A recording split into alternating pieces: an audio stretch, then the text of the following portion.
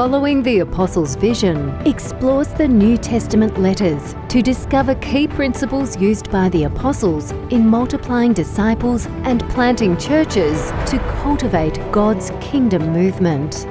Even for Paul, the message was simple. Jesus died, but is alive. He has ascended, but is present by His Spirit, and He is coming again. And the vision was clear that there be no place left where this good news had not been shared. Our cities are going up, our suburbs are expanding, our mission challenge is huge. But the simple, reproducible methods that Jesus lived and taught relate to all cultures and all circumstances.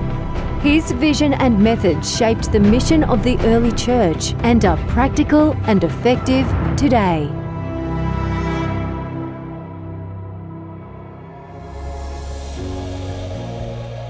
In this 5th episode, we explore the big movement idea of releasing next generation leaders. Peter Roenfeld, the author of Following the Apostles' Vision, returned to the Western Plains, 400 kilometres west of Sydney, to where he served almost 50 years ago. He wanted to catch up with Ron and Nida Jones. Back then, they became believers in their hometown of Wellington, and Peter handed on faith and leadership to them. Peter also caught up with Kerry Hawkins, a farmer from those days who teamed with him in sharing faith, and talked with the current pastor Jay Pulalisi about empowering the next generation of disciple makers and leaders.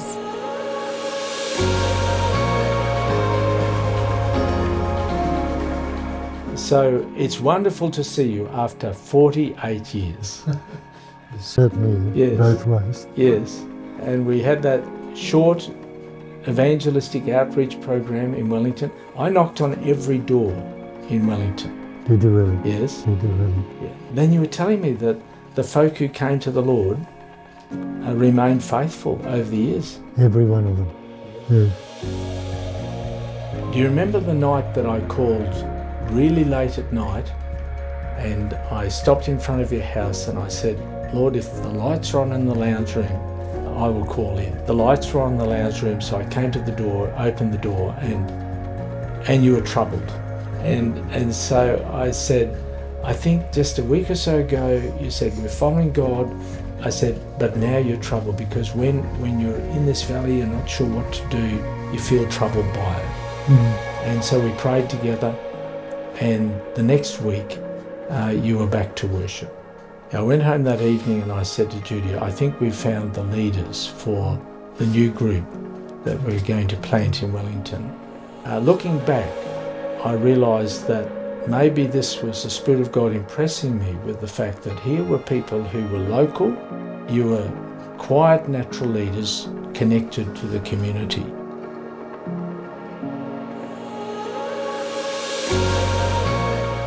Kerry, it's so good to be back in Wellington with you after all these years. Yes, Almost 50 years ago. 50 years. Yes, as a local farmer, a guy slightly older than myself, you teamed up with me and we'd come here visiting house after house, introducing people to Jesus, making disciples. You were such an encouragement to me.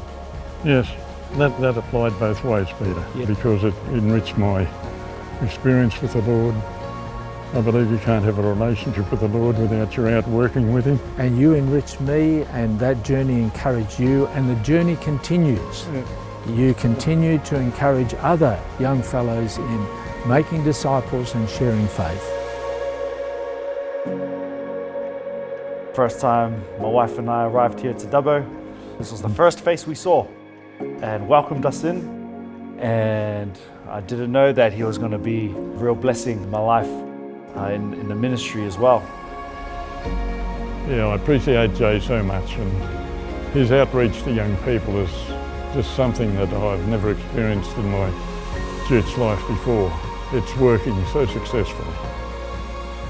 I'm really lucky to have a senior guy with me to share his wisdom and knowledge with me and to guide me in my ministry.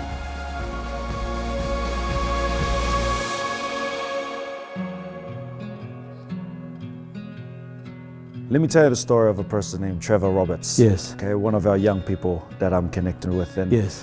And this guy is a natural born leader.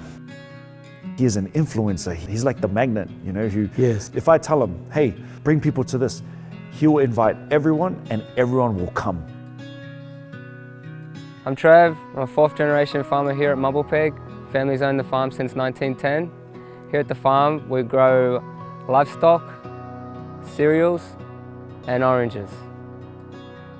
And to me, this is a really great story because I knew your grandfather, Lockie Roberts. And when I came into this area in the Western Plains, Dubbo, Narromine, Gilgandra, Dunedoo, these areas in the fairly early 1970s, your grandfather Lockie was here at Mumblepeg. And just about every Friday evening, I'd get a phone call from him. And I'd say, Lockie, how is it? He'd say, how do you know it's me? Nobody could miss Lockie's voice. No one had told him to, but he was clearly encouraging. He just naturally wanted to encourage this young fellow who was in this area. And then I saw others mentor your dad, Trevor, as well. And then he mentored or encouraged others. It's almost a generational thing. It's almost like God has placed this anointing on Lockie equipping, you equipping, and Jay is encouraging you. So how do you engage with fellows now who you say are some years younger than yourself? I think it's about more so engaging with them on where they're at in their journey and where you've been in your journey. And so a lot of the younger guys that I know that I sort of hang around with on a regular basis is they're going through a lot of things that I went through when I was their age. And I guess you're there to say, well, it's happened to me. God was there. Even when it was happening, I didn't feel like he was there and I felt alone. But looking back on it, I can see that everything that happened for a reason.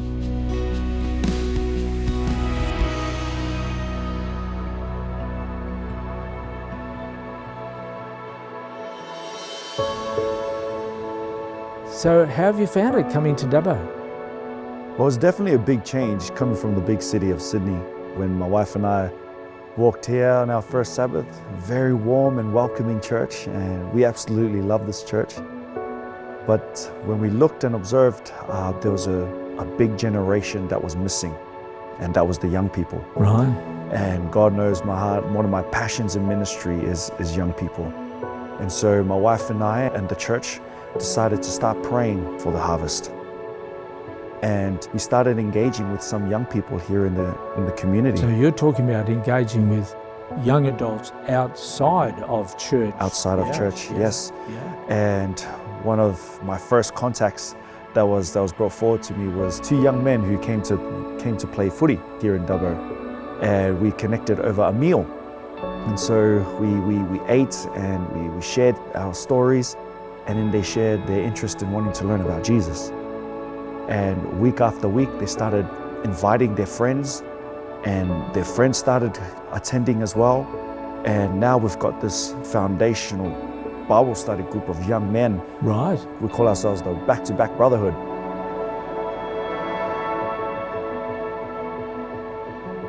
There's some boys that are working for me at the moment. There's Wax, Nigel and Johnson. The three of them are from Papua New Guinea, but they have such a presence in the way that they carry themselves and what they can and can't do, and the way that they can engage with people, just their smiles and their aura, you know, so they can do a heap for Dubbo youth, a heap for Dubbo church, a heap for God. I think, you know, there's boys and there's girls that are in our youth group that they've got all the ability and all the intentions to be involved, but they just need that equipping.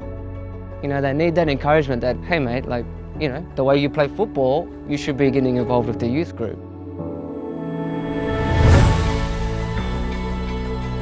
These boys, some of them have just recently started coming to church.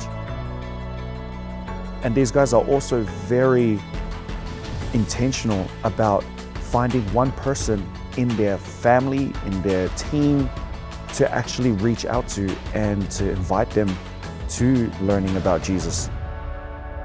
And I met Jay, you know, really energetic, really welcoming, really happy. It's been over a year now since we've been hanging around with these boys. It started off with 3 of us. Now, there's a lot of lives changed.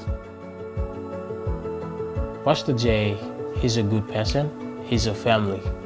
Like, he's everything. He helped some of our boys to get to know each other. He's the one that connects us. And some of us are lost to our spiritual life, but he brings us back. You know, this group is like I'm home away from home. I want to go out there and help someone else's life. Be a leader out in the community. Be a leader out wherever God takes me next. What's really awesome is what God is doing outside this building.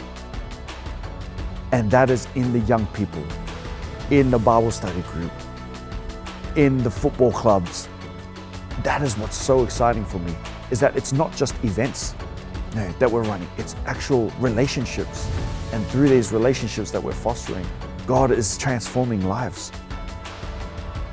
So this is how we are equipping and empowering the next generation to be disciple makers and movement builders.